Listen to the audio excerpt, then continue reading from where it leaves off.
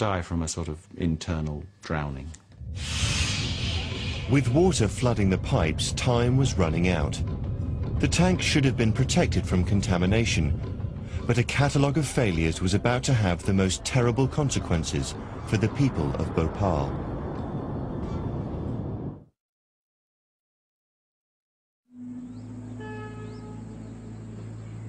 The tragedy at Bhopal happened when some 35 tons of a lethal chemical called methyl isocyanate reacted with water and vaporized.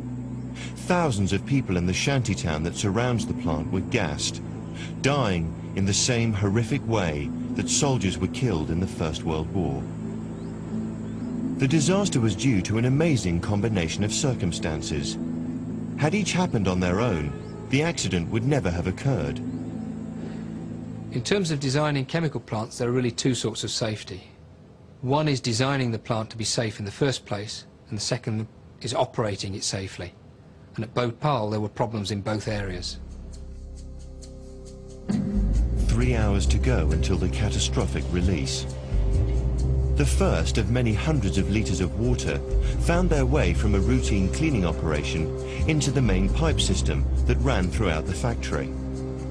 It should have been impossible for the water to get very far, but mistake number one had already been made.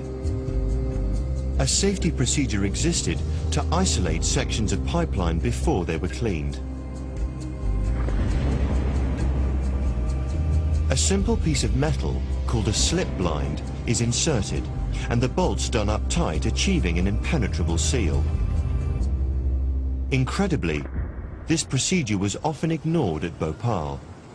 To install a strip line like this would probably take about 2 hours, and you would have had to wear a lot of protective clothing, because when you undid the bolts of these flanges, the possibility of chemicals splashing onto you would be there. If one of these small pieces of steel had been inserted into the process pipeline, in all probability this disaster would not have happened. By 9:30, the water was able to travel freely through the hundreds of meters of pipe that separated the main plant from the MIC storage area and its deadly content.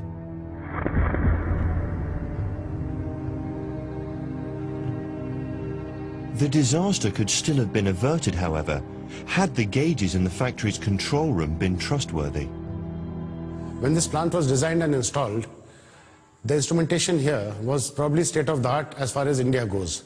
Over the years, lack of maintenance contributed to the instruments giving faulty readings from time to time, which probably led to the operators and to the staff not taking the readings very seriously. MIC is kept under pressure with inert gas to stop anything from getting into the tank. But for 6 weeks, the pressure gauge had read virtually zero. It was presumed that the gauge was faulty. In fact, there was a leaky valve connecting the tank to the plant's main pipe system. If gas could get out, then water could get in.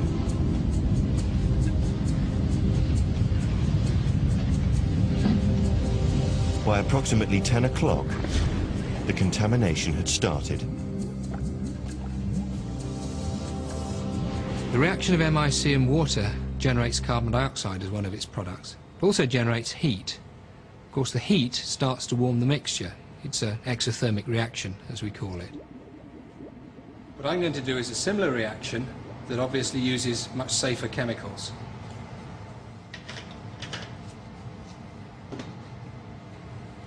This material is going to behave rather like the MIC did. The material I'm adding is in effect the water that came into the vessel.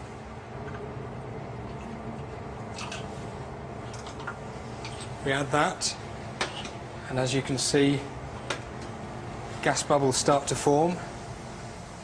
Water is denser than MIC, so it falls to the bottom of the vessel. The first part of the reaction takes place where the two layers of liquid meet. So this looks exactly like the MIC water interface would. We're generating bubbles at the boundary between the two liquid layers. But the key issue is the heat. This heat heats up the reaction mixture. The temperature rises, and when the temperature rises, the reaction speeds up, and in turn generates heat even faster. It's what we call a runaway. Even with water in the tank, it should have been possible to control the situation. MIC has to be kept cool, and the tanks were housed in a concrete bunker, insulating them from the fierce heat of central India. There was also a cooling system controlled from a purpose-built refrigeration plant. The senior management, however, had decided to switch it off. This wasn't running on the night of the tragedy. In fact, it had been off since May '84. The coolant inside had been removed and it was permanently disabled. Switching the refrigeration off was an insane thing to do. These reactions, these exothermic runaway reactions,